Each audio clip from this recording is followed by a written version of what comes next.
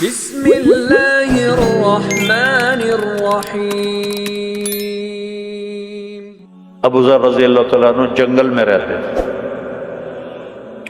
کوئی وہاں آبادی نہیں تھی، ایک بیٹی، ایک بیوی اور ایک خود۔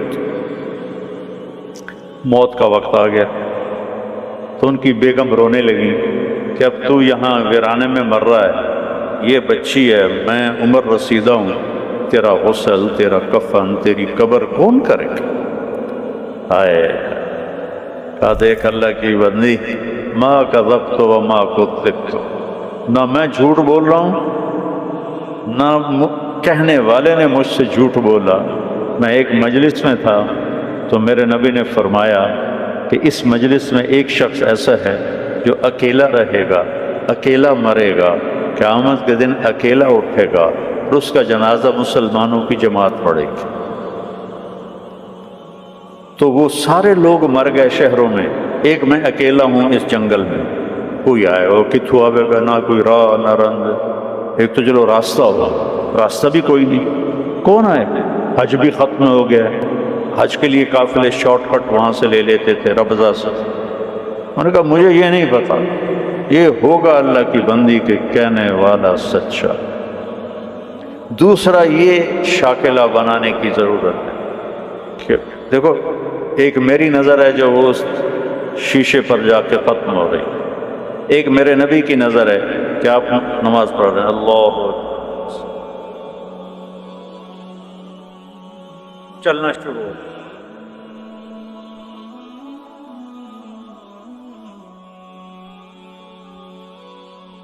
چلتے چلتے چلتے دیوار کے پاس آ کے کھڑے ہو، اس یہ محراب نہیں ہوتی تھی، دیوار، تھوڑی دیر کے بعد پیچھے ہٹنا شروع اور ہٹتے ہٹتے ہٹتے صف کے کنارے پر چلے۔ جب سلام پھیرا تو پہلی صف کے لوگوں نے تو دیکھا، پچھلوں نے نہیں دیکھا، تو انہوں نے کہا یا رسول اللہ یہ کیا کیا تھا؟ ارے تو کبھی ایسا نہیں کیا۔ آپ نے فرمایا جب میں نے اللہ اکبر کی تو اللہ نے میرے سامنے جنت کو کھول دیا۔ جنت کا ساتویں آسمان پر، ساتویں آسمان پر جنت۔ اللہ نے میرے سامنے جنت کھولی، میں نے انگور کے گچھے لٹکے ہوئے دیکھے تو میں ان کے لیے بڑھتا بڑھتا بڑھتا دیوار تک چلا۔ کہ پھر آپ پیچھے کیوں ہٹے؟ کہ پھر اللہ مجھے جہنم کی شعلے دکھائے، تو ان سے ڈر کر میں ہٹتا ہٹتا ہٹتا ہٹتا پیچھے چلا گیا۔ جس کی نظر اتنی طاقتور، یہ تو بڑی معمولی چیز ہے، جنت دیکھ لی، دوزخ دیکھ لی، رب کو دیکھ لیا۔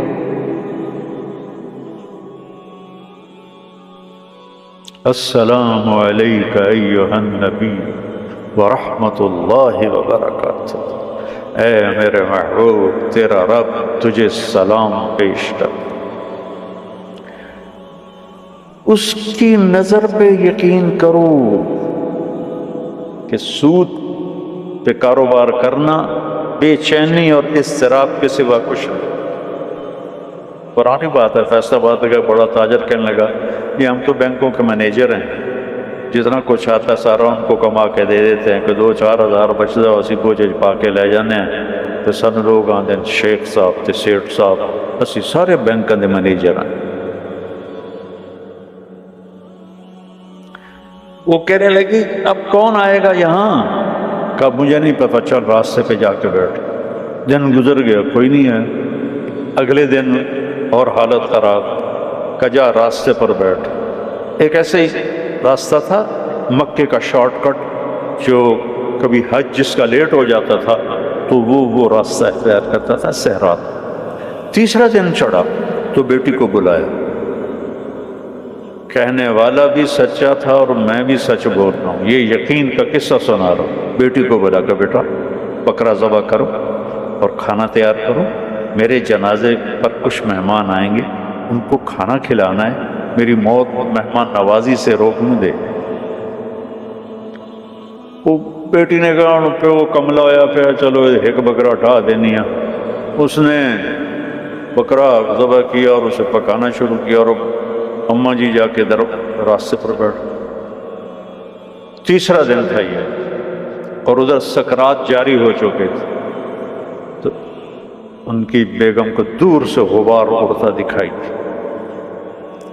تو انہوں نے اپنا دوپٹہ یوں لہرایا ایسے ایسے کر، تو کسی ایک کی نظر پڑ گئی تو سارے وہ ادھر پڑ گئے، تو 20 آدمی تھے اونٹنیوں پہ سوار۔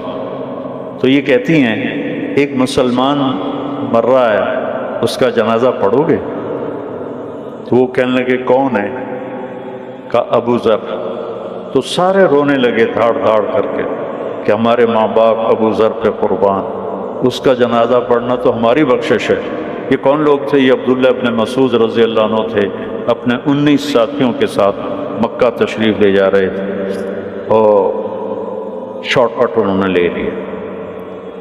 جب وہ آئے تو ان کو دیکھ کے کہنے لگے آ گئے ہو؟ میں نے تو پتہ ہی تجھے آ ہی جانا، میرے نبی کی بات کا یقین۔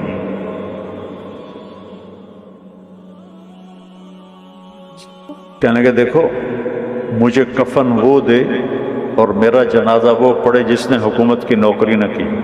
وہ تو خلافت راشدہ تھی، حضرت عثمان کی خلافت تھی، خلافت راشدہ کے وہ ازہد الصحابہ ہیں، سب سے بڑے زاہد صحابی ابو ذر غفاری۔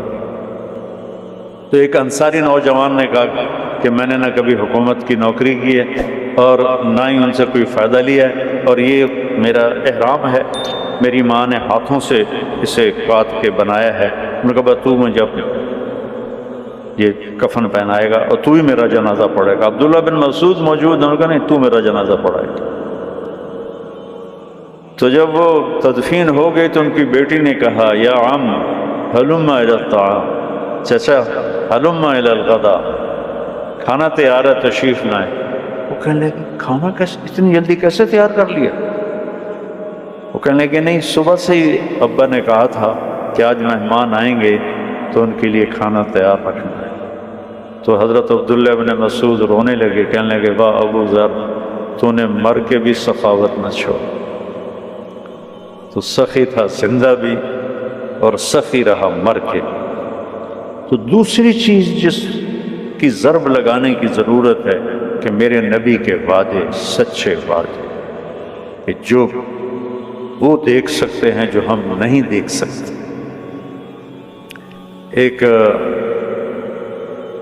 جب آپ سفر میں تھے، ہجرت کے سفر پہ، تو سراقہ بن مالک آپ کے پیچھے پہنچ گئے، تو بکر صدیق نے کہا یا رسول اللہ یہ تو جان لیتا ہے ہماری۔ تو آپ نے کہا اللہم اکفنا شرہ بما شئت، یا اللہ ہماری جان چھڑا اس سے۔ تو اس کو گھوڑا زمین میں دھنس گیا، کہنے لگا محمد میری توبہ، آئندہ نہیں کروں گا، میرے لیے دعا کرتا۔ آپ نے دعا کی، گھوڑا باہر نکلا، اس نے پھر گھوڑا بات تھا۔ یہ لالچی تو لے جاتا ہے، اے کاروبار بھی کر لو، اے بھی کر لو، کہ بینک والے تو بڑا بیوقوف بنے، یہ بڑا اچھا پلان آپ کو دے رہے ہیں، یہ بہت اچھا پلان آپ کو دے رہے ہیں، آپ اس میں یہ کر لیں، آپ اس میں یہ کر لیں، تسی کملے بن کے لگے رہندے لگے رہندے، اخیر موت آ کے لے جاندی، پچھلا پتہ نہیں کہندے مقدر چ ہوندا۔ تو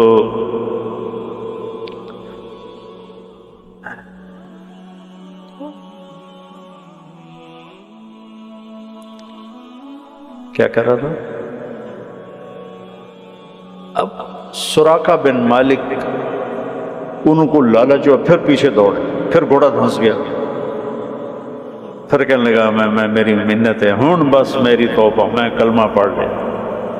آپ نے دعا کی، گھوڑا نکلا، آپ نے کہا سراقہ یار آج تو میری جان لینے کے پیچھے ہے، وہ کیا دن ہوگا جب سپر پاور، یہ تو میں اپنے الفاظ کر رہا ہوں، جب سپر پاور ایران کے بادشاہ کے کنگن تجھے پہنائے جائیں گے، ایران کے بادشاہ کے کنگن تجھے پہنائے جائیں گے۔ یہ کب کہہ رہے ہیں؟ جب مکے والوں کے خوف سے مکہ چھوڑا ہے اور مدینے جا رہے ہیں، اور چھپ کے جا رہے ہیں، راستہ بدل کے جا رہے ہیں، اور دنیا کی سب سے بڑی پاور کے بارے میں کہہ رہے ہیں کہ تجھے کنگن پہنائے جائیں گے۔ وہ خیر کلمہ پڑھ کے مسلمان ہو گئے۔ جب ایران فتح ہوا حضرت عمر کے زمانے میں، تو ان کے سامنے فہرست پیش کی گئی مال غنیمت کی، تو انہوں نے پڑھا تو اس میں کہنے لگے اس میں 2 کنگن کا ذکر نہیں ہے، کسریٰ کے کنگن۔ انہوں نے کہا جی ہے ہی کوئی نہیں تو ہم نے لکھا ہی کوئی نہیں۔ کہنے لگے یہ تو ہو نہیں سکتا، مجھے ابوبکر صدیق کہہ کر گئے تھے کہ تیرے دور میں کسریٰ کا خزانہ آئے گا، اور اللہ کے نبی نے سراقہ سے وعدہ کیا تھا کہ اس کو یہ کنگن پہنائے جائیں گے۔ انہوں نے کہا جی ہمارے سامنے تو سارا گزرا ہے، مال غنیمت کوئی نہیں ہے۔ انہوں نے کہا سارا دوبارہ تلاش کرو، سارا مال غنیمت۔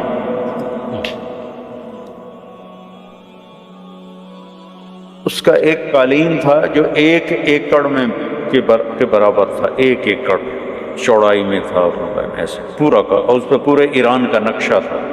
اس میں گورنروں کو بٹھاتا تھا، پھر رقص اور شراب کی محفل ہوتی تھی، اور اس کو حضرت عمر نے کاٹ کے تقسیم کیا تو 1 بالشت ٹکڑا 1 لاکھ دینار میں فروخت ہوا تھا۔ تو جب وہ دوبارہ ڈھونڈا گیا تو نکلا ہے کنگن۔ ہم کہا سراقہ کا جی بیمار ہیں، کا لے کے آؤ۔ تو سراقہ کو 2 آدمی سہارا دے کر لائے، حضرت عمر اٹھے اور وہ کنگن پہنا۔ سراقہ آج میرے نبی کا وعدہ پورا ہو۔ تو دوسری جو ہماری بنیاد ہے وہ یہ ہے کہ میرے نبی کی بات حق اور سچ۔ میرا نبی کہتا ہے سود مٹا دیتا ہے اور صدقہ زندہ کر دیتا ہے، یہ میرا نبی کہہ رہا ہے۔ لیکن چونکہ وہ میں نے پہلے جو قصہ سنایا اتوں آؤ، تو ہم نہ اللہ کو سمجھتے ہیں نہ اللہ کے نبی کو سمجھتے ہیں کہ کہنے والا کون ہے۔ جبھی تو اس کی قدر آئے گی جب اس کہنے والے کی قدر ہو۔ تو چونکہ کہنے والوں کی عظمت نہ پڑھی نہ سنی نہ کبھی جستجو کی، ساری سوچ کی طاقت ہے کہ مال کیسے پڑھے، پیسہ کیسے پڑھے۔ پیسہ پڑھاؤ، اللہ نے روکا تو کوئی، لیکن اس کے حالات سے پڑھا۔ عبد الرحمن بن عوف آپ سب کو جیب میں ڈالے، یہ جتنے بڑے بڑے بینک ہیں یہ سب ان کی جیب میں آئے، اتنا ترکہ چھوڑ۔ ان کی بیویوں میں جو ترکہ تقسیم ہوا 4 بیویاں تھیں، آج سونے کی قیمت کے لحاظ سے 2 ارب ایک بیوی کو صدقہ وہ وراثت ملتی تھی۔ 1000 گھوڑے، 10,000 بکریاں، 1000 اونٹ، اور سونے کی ٹائلیں، اینٹیں، جن کو اولاد میں وراثتاً تقسیم کرتے ہوئے آریاں ٹوٹ گئیں، آریاں ٹوٹ گئیں، آریاں۔ آپ کے دفعہ کاغذ کے نوٹ، ان کو ہم نے نقدی سمجھا ہوا ہے، ان کو مال سمجھا ہوا ہے، کاغذ کے نوٹوں۔ یہ یہودیوں نے ہمیں کتنا بیوقوف بنایا، سانو کاغذ ہن کاغذ بھی لے کے کارڈ دے دیتے، لو بھائی کارڈ پھیری جاؤ تے یہ کاغذ بھی سانو واپس کرتے۔ ہم تو بیوقوف بنے ہوئے ان کے پیچھے چل رہے ہیں۔ ہم خود تراشتے ہیں منازل کے سنگ میل، ہم وہ نہیں ہیں جن کو زمانہ بنا گیا۔ ہماری تو اپنی راہیں تھی، اپنے راستے تھے، جو لوٹ آئیں تو کچھ کہنا نہیں، جنہیں راستوں میں خبر ہوئی کہ یہ راستہ کوئی اور تھا۔ ہم تو کسی اور راستے کی طرف نکل گئے، کسی اور راہوں پر چل پڑے۔ تو میرے نبی کی بات کا یقین۔